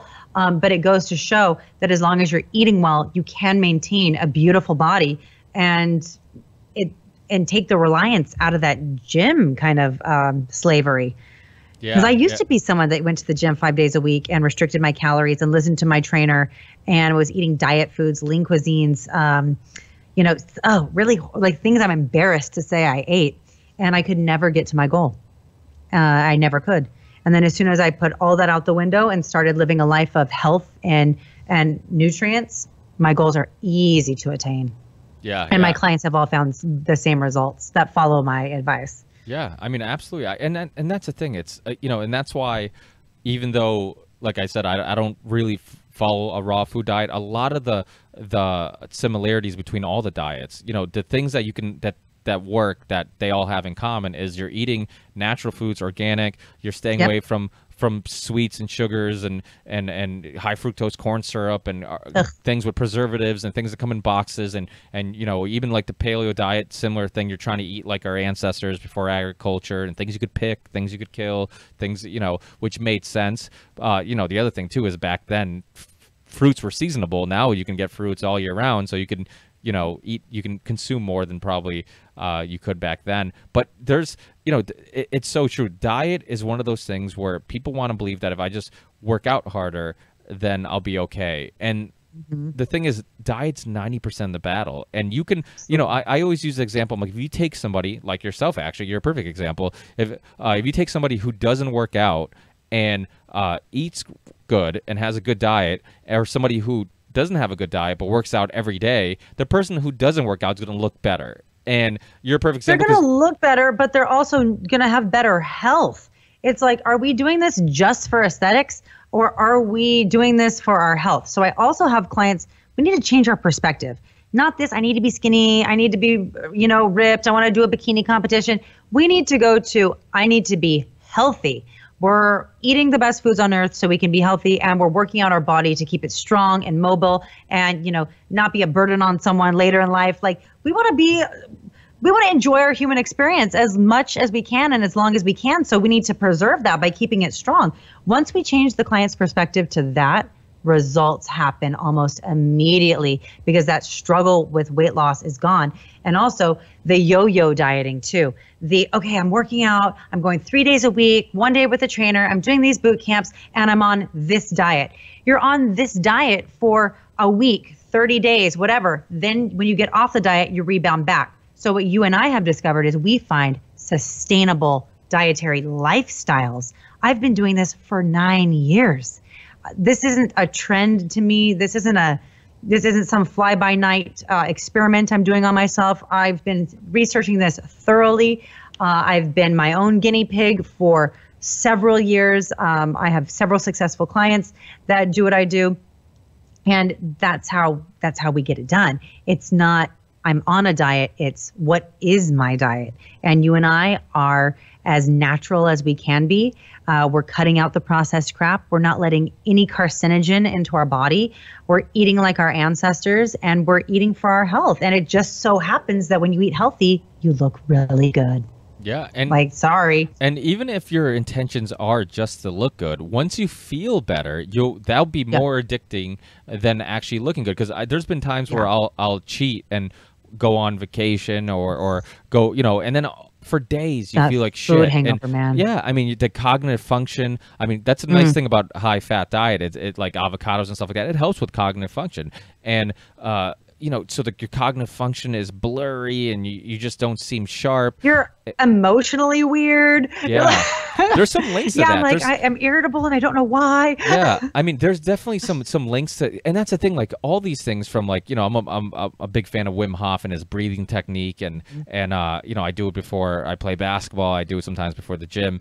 And this mind and body connection, this, you know, there's so much to it. I think your hormones, everything, you know, emotionally, physically, everything's connected. And, you know, absolutely, mentally you feel good, physically you feel good. It's I don't know if you're familiar with Dr. Serrano's book called Mind Over Back Pain, but he was like this leading back surgeon who found that there's no consistency with people who were saying they had a lot of pain, but yet their back wasn't that messed up. And then other people who their back was really messed up, but they say, you know, there wasn't a lot of pain. They're like, well, what the fuck's going on here? This doesn't make any sense. And he was doing this for a long time. First, he thought maybe it was pain thresholds different. You know, I can handle more pain than this person. But then he's like, you know, that can't be it. And and it keeps going. And then eventually he's like, you know what? Maybe it's not the back. It's not physically what's going on. It's mentally what's going on. So he starts asking questions to his patients, like, hey, what's going on in your life? Are you going through a divorce? Are you going through some unsteadiness in your life? So between jobs, whatnot.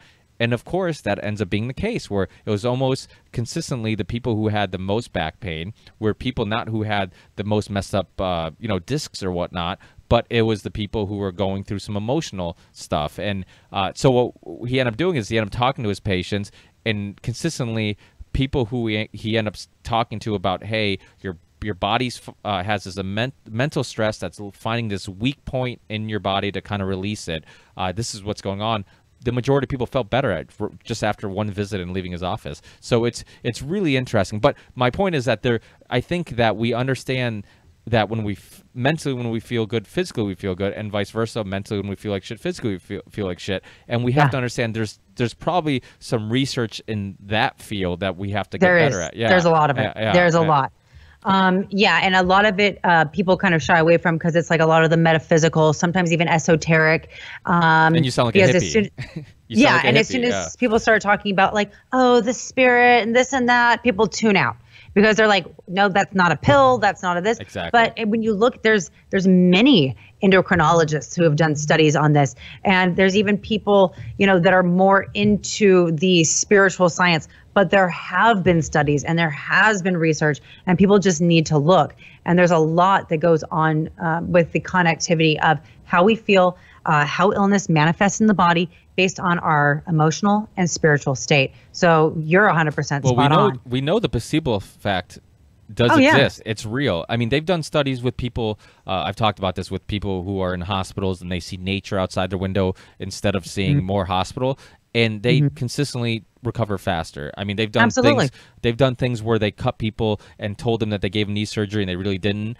But just because they thought they did, they actually felt better. So, and again, these pharmaceutical companies, their pill only has to be better than a placebo. So, and some pills aren't actually better than the placebo. So it shows you. Isn't that crazy? Yeah, I mean, there is a link there, and there is something to. I think that's why I've talked about this 1,000 times. How I'm into cigars and whiskey and opening a bottle of wine, just relaxing. And even though there's some negative effects physically from the ethanol that I'm drinking or whatnot, but the positive part of the meditation of sitting and smelling and tasting and just clearing my mind, much like people get from yoga or people get from meditation, that in the long run seems to be much better for me than the pros outweigh the cons of any hangover that I might get, or I completely agree with that. And we all have our own forms of moving meditation. That's how I refer to things like that, where we can quiet the inner dialogue and just kind of be present.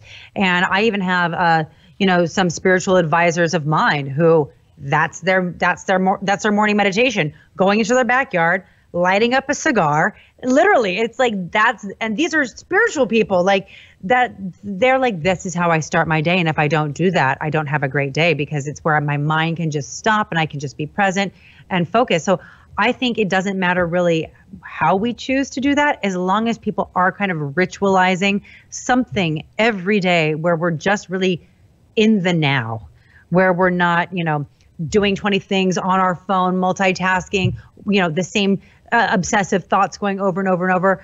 So if it is something like, busting out a cigar and enjoying some great whiskey, or if it's, just taking 30 seconds and focusing on your breathing, anything to just kind of, stop, let me be here. We're going to have better health. Well, they say sitting is the new smoking, because, the Wim Hof thing makes sense, because we do have very shallow breathing. And our generation is the first generation that really could sit at a cubicle, go home, order food, take a Uber home, order food, and literally spend all day sitting and never have to raise your heart rate or take which a deep is crazy breath. Yeah, and because of it, it's going to have some long-term effects. So when you look at the Wim Hof method, 100%. and when you look at the Wim Hof method, when you look at yoga, when you look at meditation, it's all focused on breathing, like controlling your breathing, taking some deep breaths. And I think there's a lot to that. I think it's unfortunate. It seems like even though technology has brought great things like bringing us connecting and stuff like that, but I think it's a detriment to our health. Absolutely, yeah.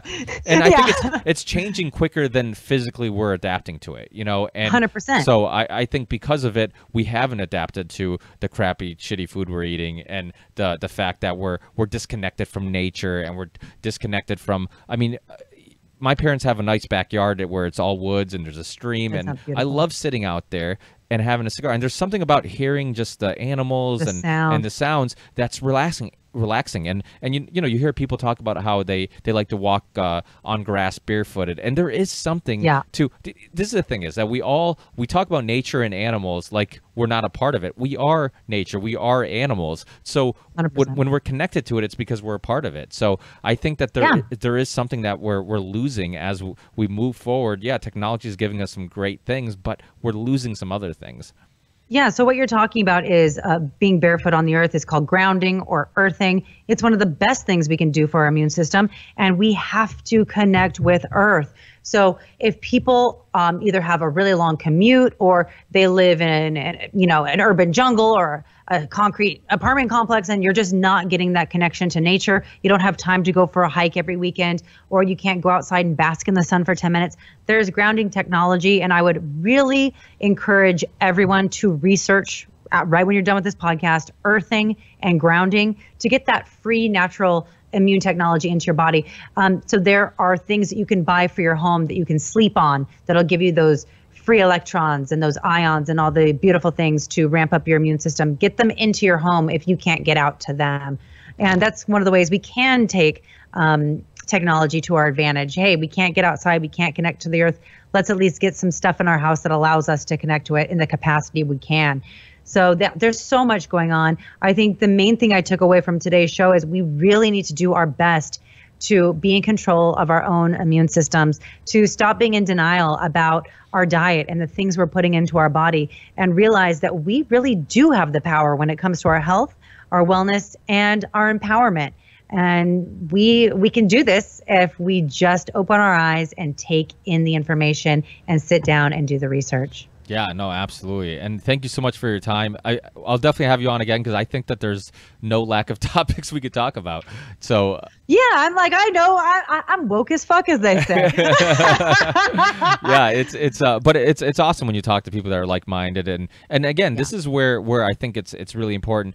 Even though we don't agree on everything, it's important. Like, exactly. And I see that's another thing that's missing in our, not to go on another tangent, but another thing that's missing in today's society is that we can argue about sports all day, but you don't talk religion, you don't talk politics, you don't talk vaccines, you don't talk. So all the important issues they want us not to talk about, the things that we should be sharing information and having discussions about because they affect our lives and the way we look at the world.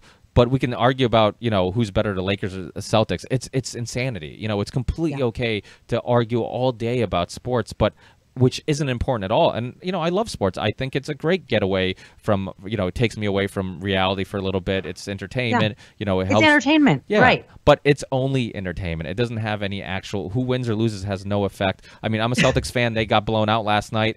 It doesn't change today at all. It doesn't change my day. So I think, people should be having these discussions. And more importantly, people should be having these discussions with people that they don't agree with 100%, because I've learned some shit from you, and just from talking about your diet and how you handle things, and obviously you're a perfect example that it works. And I think that's really important, because that's why I don't have people on who only agree with what I think, because one, what I think is constantly changing. It's never, if you listen to episode 1, you listen to this episode, whatever it is, 100 and whatever, it should be changing. And if our opinions aren't changing and our perspectives aren't changing, then I think that's what you call a stubborn, ignorant person.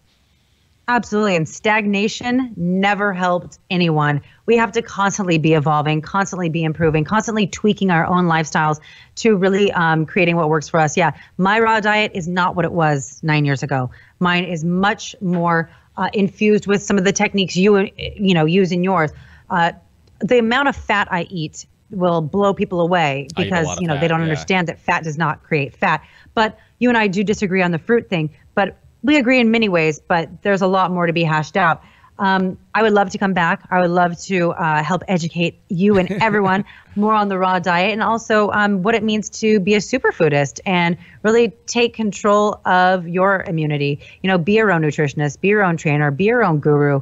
I'm going to put this out there. I'm my own doctor. Like I'm only going to go if I break something, I haven't been in years either myself. I mean, I have health insurance, and I'm like, I haven't been to a doctor in like 10 years. I know, what a racket that is. And we can talk about health insurance, man. Oh my God, it is a racket. I'm like, I haven't used my goddamn... It's crazy. And that's the thing. And we can't even decide to say, hey, I don't need this, so let me just cancel it, and I'm good for now. You know, it's because the Yeah. money that we've invested in that insurance, if we saved all that money, we could easily afford to go to the doctor for whatever we might need in the future anyways, you know? So it's Exactly. it's So we know the truth, and it's been a pleasure getting to talk with you. Yeah, I'm definitely so have glad you that on. we connected, and let's definitely continue this relationship. Yeah, hopefully I can get you to watch The Perfect Human Diet. I'd be very interested.